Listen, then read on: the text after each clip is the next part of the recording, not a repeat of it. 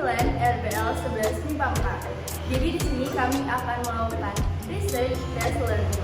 Nah, sebelum itu kami akan memperkenalkan diri kami terlebih dahulu. Perkenalkan, nama saya Faiza Andria Farhani, absen 8. Nama saya Nira Dedita Hiki, absen 25. Nama saya Ranadia, absen 28. Nama saya Safana Azhara, absen 31. Nah, jadi kita akan melakukan RBL dengan judul Sebagai media tanam, tanah memiliki peran penting terhadap proses pertumbuhan tanaman.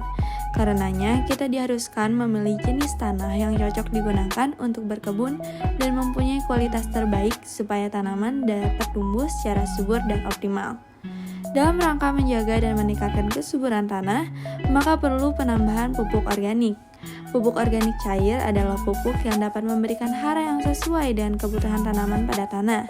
Karena bentuknya yang cair, maka jika terjadi kelebihan kapasitas pupuk pada tanah, tanaman akan mudah mengatur pemupukan menjadi lebih merata dengan sendirinya, sehingga tidak akan terjadi pemupukan konsentrasi pupuk di satu tempat. Pada penelitian ini, kami menggunakan pupuk organik cair Organion karena penelitian ini adalah penelitian lanjutan dari RBL PKWU yang menghasilkan pupuk organik cair Organion.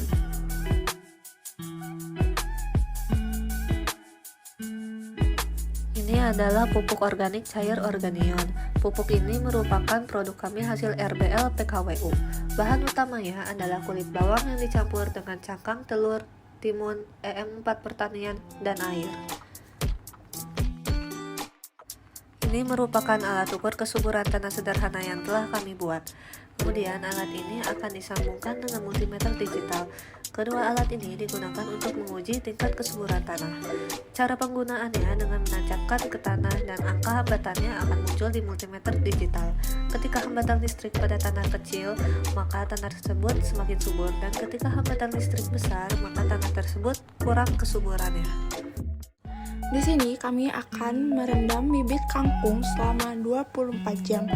Tuangkan air secukupnya ke dalam wadah, lalu masukkan bibit kangkung yang akan ditanam.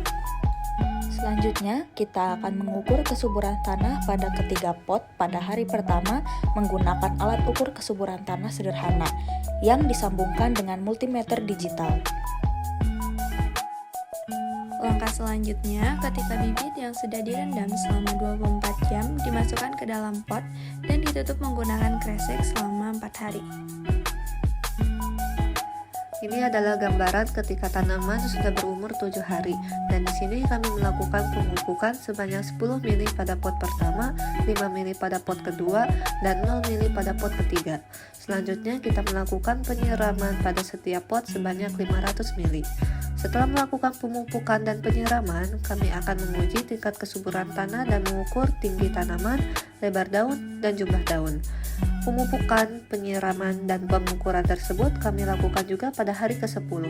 Setelahnya, kami akan mendata dan menganalisis hasil pengukuran. Berdasarkan hasil penelitian yang dilakukan, kami menyimpulkan dalam 3 poin berikut ini.